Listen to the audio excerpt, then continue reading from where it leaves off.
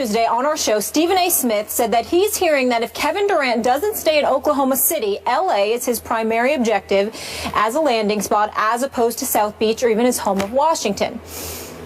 Kevin Durant responded to this on Friday. Here's what he said. I don't talk to Stephen A. Smith at all. Nobody in my family, my friends, they don't talk to Stephen A. Smith, so he's lying. If you ask me a question, I'll talk about them. But like I said before, I have people who I talk to about everything, and I know for a fact they didn't talk to him, so he's making up stories. Stephen A., waiting to hear what you had to say about this all weekend. I know a lot of people are. What's your response to this? Well, my first response, Molly, Skip,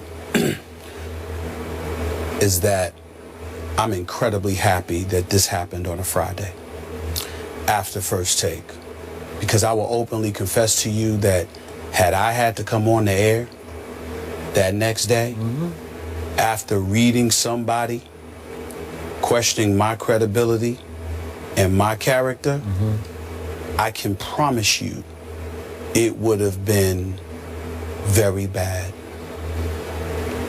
Kevin Durant is the one that's lying. I have interviewed Kevin Durant. His rookie year, I interviewed him at his home in Seattle. I interviewed him years ago when we were in Orlando for SportsCenter. I've talked to him on several occasions, literally within the last year, where we've run across one another at an arena. Or one time we saw each other at 40-40, because obviously he's being repped by Rock Nation right now, whatever the case may be. No reporting that went on in that regard. Right. Just pleasantries and things of this nature. That statement that he came out with, that was a surprise to me, because I had no idea that he had any kind of problem with me whatsoever.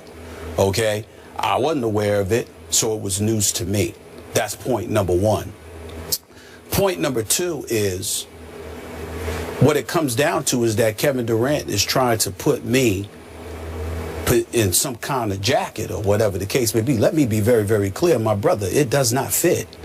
You are in no position to question my credibility whatsoever. A matter of fact, one would argue, what position are you in to question the credibility of anybody in the media, particularly when the last time we really heard you say anything of significance, it was when you were addressing the media or undressing the media in February and telling them, could y'all put up this quote for America to see, please?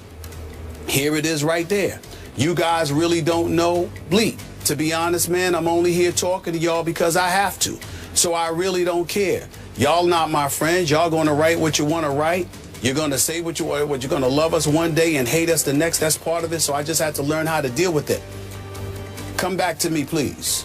Kevin Durant said that in response to idiotic questions he felt the media was asking him about head coach Scott Brooks and his potential tenure, because Scott Brooks obviously took them to the playoffs, won over 65% of the games, was doing a fabulous job, at least in Kevin Durant's mind, so much so that the year before, Kevin Durant said, hey, I think this guy should be the coach of the year. So he deemed the questions ridiculous.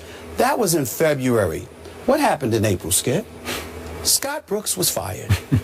Okay, and now Billy Donovan is coaching. So those same people that you were talking about, those same people you labeled essentially idiotic, although to your credit, you got wise and came back and apologized, ultimately you showed your true feelings. It's like somebody that's a bit inebriated, somebody that's really speaking their mind and their heart, and then they want to turn back and say, well, you know what, we really apologize. When you really, really didn't mean to. You just upset that the heat that came your way was something that you couldn't deal with. He also went on to say, nobody that I know really talks to him. Well, his own mother was on this show. His brother Tony is somebody that I've ran across on many occasions. And the last point that I would like to make is that if nobody speaks to me, then maybe you need to check with folks in your inner circle again and ask, why did I receive phone calls over this weekend with people telling me, let's chill, this little beef that's going on. So evidently you're wrong about that too. Now let's get to the nitty-gritty. And let's talk about what's really going on. I sit here today incredibly offended by the personal attack that this man has put against me. Even in the midst of all of that, Let me tell you, Skip Bayless, Kevin Durant is a good dude. His family is wonderful. He's wonderful. There's nothing negative that I have to say about this person as a human being. I am addressing what he said about me. I am not attacking Kevin Durant. As I said on my own Twitter account, in response to him, the game is better when he's playing. Sure. I consider him one of the top 2 players in the world. How many times have you sat here and heard me say, Skip Bayless, I consider him one of the best professional athletes as a person I have ever met in my life. He is that decent and that good of a young man, which is why it disappoints me that I have to sit here and address him the way that I have to address him. Because the reality is that, number one, you don't know who I talk to. Number two, if I'm so wrong, why haven't you not signed an extension with the Oklahoma City to stay for years and years to come? Is it not you that alluded to how you're willing to entertain free agency? Are you trying to tell me you're not going to consider the second largest market in the United States of America, particularly with Kobe Bryant scheduled to depart? And it's clearly a home that Russell Westbrook, who starred at UCLA, might not mind going to a year after you go, if indeed that were the case. All of these things that I said make absolute sense. At no time did I say that I spoke to Kevin Durant. At no time did I say that I spoke to people in this inner circle. I recall an individual by the name of LeBron James who wasn't speaking to anybody, but who broke the story that he was going to South Beach. Since when do I need to sit there and speak to people that you deem trustworthy individuals to find out what is going on with you? Which brings me to the issue that I unapologetically, not shy about it, and more than willing to address. Let me say this, because I know that we as reporters don't like to say this because it comes across as, you know, a bit boisterous or whatever the case may be. I'm sorry, Skip Bayless. My career spans 20 plus years. How many reporters do you know has broken as many stories as I have? All of these folks that want to talk about me, Washington Post picking up the story, USA Today picking up the story, reputable publications. I'm not calling out anybody. I'm just addressing people who are willing to call me out. Are we willing to put my resume up against the people who talk about me? I welcome that. I know it's not popular to say, but this thought process that says, hey, well, you know what? He's just somebody who runs his mouth. I don't show up at NBA arenas. I'm not on the road. I'm not inside of those locker rooms. And more importantly, what I would like to ask Kevin Durant and some of the brothers who talk behind my back in the NBA that probably put him up to something stupid like this, let me ask a question. Do you really want me to come out of this seat and go back on the scene? Do you really want to see me in an NBA arena? Because I can assure you I find out more in 10 minutes than I can get from 50 phone calls. I have proven it. Now, we can sit up here, we can debate all day long till the cows come home. I am a black man on national television with a big mouth. And I will still stand up here today and I will put my resume spanning 22 plus years up against anybody in this industry. We really want to go here? We really want to start something with me? You sure about that? I just want people to think about that, because what I'm saying is this. How many times, Skip Bayless, have you seen me over the years sit here and say to me, we ain't getting into people's personal life. We ain't going there. We ain't touching. We just talk about their game. Russell Westbrook is a great guy. LeBron James is a role model extraordinaire. Kobe Bryant has overcome a lot of things. He's one of the greatest professional athletes I've ever seen. I don't just love Kobe, I revere him, regardless of how he feels about me at this moment in time, because he didn't like what folks were saying about the whole LaMarcus Aldridge fiasco. Is there anything else that I can say about Dwayne Wade, about how great of a person that I think he is? Steph Curry, you know, Chris Paul, the list goes on and on and on.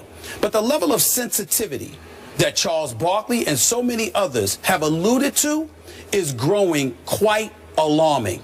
Because somehow, some way, everything is personalized. And it's got to the point where it's utterly ridiculous. Kevin Durant is the last person on earth that should be going off on the media like that. Not that he's done anything wrong, because the guy is a great person. And I still stand here and say that at this moment in time, the NBA is better when Kevin Durant is around. Okay. He's philanthropic, his charitable donations, American Red Cross, the list goes on and on. He's a phenomenal person, not just a player. But the guy and the sensitivity that these guys display the way they are on attack, somebody needs to tell them, it's time you pump the brakes.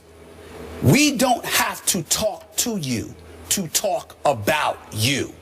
You want to start something, that's just not the wise thing to do, especially when you have no validity. I am going to repeat. I said, if Kevin Durant decides to leave OKC, I'm hearing that LA is a prime spot that he is considering. Not to say he's not considering DC, Miami, New York, or whatever. That's what I heard. I'm not lying. If I were wrong, Kevin Durant would have signed his extension with OKC. Okay? You being represented by Rock Nation. I know these boys. They're not small timers. They don't want Kevin Durant just because his name. They want him because this brother's going to do big things, and they're going to see to it that he's going to do big things. Are you trying to tell me these large markets are not a consideration? I said nothing offensive about him. I will not say anything offensive about him. I still stand here today telling you he's a good dude, but he's wrong. And the guys that put him up to it in their own way. I'm not talking about literally his comments, but in their own way, with their chirping behind my back all the time. They're wrong too. And the sensitivity that these guys are showing, they are making unnecessary enemies. I am not one of them. I won't be. I got too much love and respect for who these guys are and what they mean to my community. Okay. But I will say this lastly. You don't want to make an enemy out of me. And I'm looking right into the camera, and I'm going to say it again. You do not want to make an enemy out of me. I'm not having it. I've done nothing wrong, and I'm not going to tolerate it. Let me stop you there. That's all I got to say. And I appreciate everything you just said. Do you realize you do not need to defend yourself on this, this issue? Yes, I do. Your track record as a reporter doesn't just speak for itself, it screams for itself. Because nobody I know, and I know a lot of NBA reporters, is any more plugged in on every NBA level, top to bottom, than you are. I know there's some great reporters out there, but no one has been more consistently accurate on the news, little and big, that has been broken than you have been. I hang my hat every day on your reporting on this show. I value it, I cherish it, and it hurts me to watch you have to defend it because of what one immature, wrong-headed superstar continues to do. This has been a pattern, as you pointed out, a pattern of behavior by Kevin Durant. Now, let me frame it for you a little bit. This is the way I see it from the outside looking in. You love this guy as a player. You've sat in that seat morning after morning and defended him and lauded his play. Am I right? I mean, I've lauded both his play and him as a man. As a man. So I'm sure a part of you is stung by this, that he would do this to you after all the support you have voiced for him. Am I right? Yes. Okay, now let me look at it from his side. I know for a fact he has worked hard to eliminate the size of his circle around him, that he's tried to tighten the circle of people close to him. And now it's down to pretty much a manager and an agent, and that's it. So I think he was stung that somebody that's no longer in what he considers his really tight inner circle is speaking to you, and he's paranoid about that.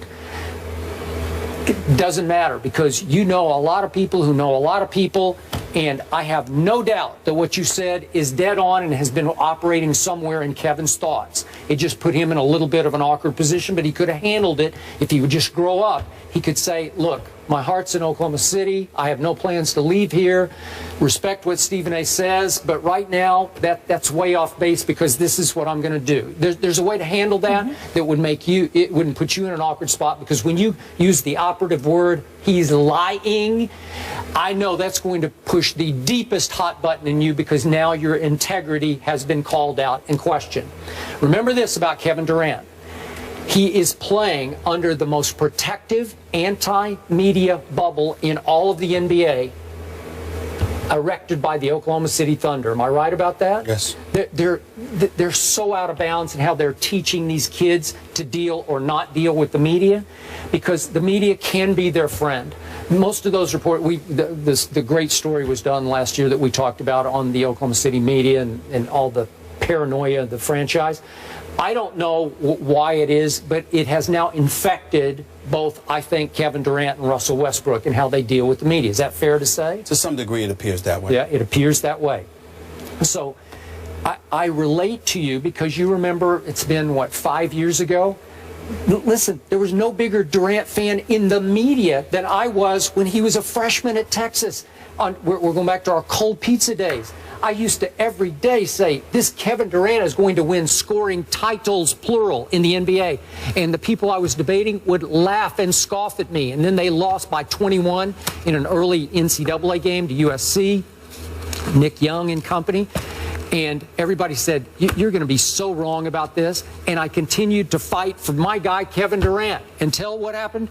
He turned on me as soon as I started criticizing his buddy Russell Westbrook for shooting a lot of Kevin shots. What did he tell the Oklahoma City media? Skip knows nothing about basketball. And it hurt me. It hurt my heart. I told you that on air. Like, what are you doing to me? Why me? Why would you bite the hand that's been feeding you? And then I said it again after what he did at the All-Star weekend. You're biting the hands that fed you the MVP. These same guys who voted you the MVP, you're telling them they don't know anything about basketball? That's so wrong-headed. It's so out of bounds. It's so immature. But Kevin wants to control the media. So now he's been named deputy publisher of this Players Tribune. Yes. You know, like, so that's, he thinks now he can just go to the Players Tribune and write and say whatever he wants to say, and he can control that. Well, you can't, Kevin, because the pen, so to speak, in this case it's the media, is mightier than the sword. You know that. Well, the expression. thing about it is this. It's sad because Kevin Durant, I'm just sitting there and I'm like, who's bothering him? Who is bothering him? Where is the animosity coming from? And from the, you know, and this part is not about Kevin Durant. This part is about the fourth estate. This part is about the media. You had better wake up. It's real nice to gravitate to the headlines or whatever the case may be. But I got this chair. I get to respond. You do. And not only am I speaking up for myself, I'm doing something that's not done for me often. I'm speaking up for my contemporaries. My contemporaries religiously leave me to hang out and dry. But I'm sitting here speaking up for them. I don't cover Oklahoma City. You know, they do. Why is he cussing y'all out because y'all asking about Scott Brooks? And then when you proved to be right and he was gone in April, where was Kevin Durant to be found to sit there and say, y'all had a point. Y'all were right. I was wrong. I shouldn't have done that because clearly y'all knew something that I didn't know. Absolutely nothing. And so what you have is a situation where you have folks in the media who don't have our voice. And they're sitting there and they're using these headlines and pouncing on it. And, you know, you think you uplifting the athletes, and the athletes are feeling emboldened because they get to come at us any old way. Well, that's most of us. Not here. I'm not trying to, shoot, I know how potent you are. I'm not trying to dismiss Skip at all. But Skip ain't me. Put that camera back on me. Skip ain't me. And I ain't Skip. I'm not having that. I have been more fair. And I'm going to put that out there. You can say, well, you could put in Kwame Brown, Slava Medvedev, all of this stuff. I'm joking around with names of guys that I think can't play.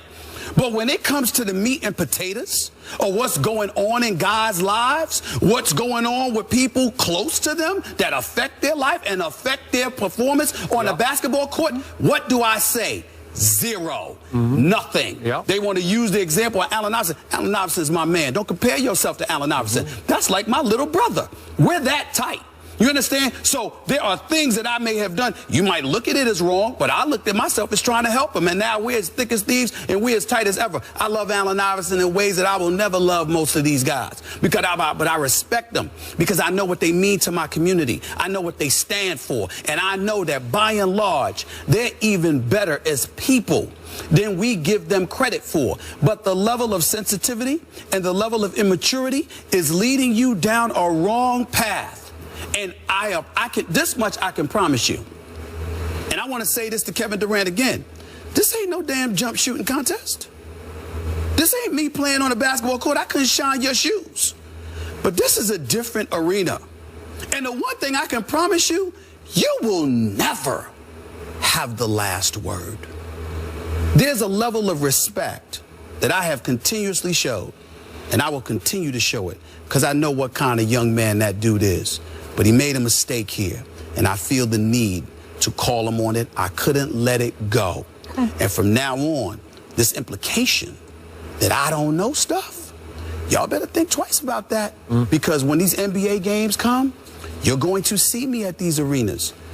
And remember what I said to you.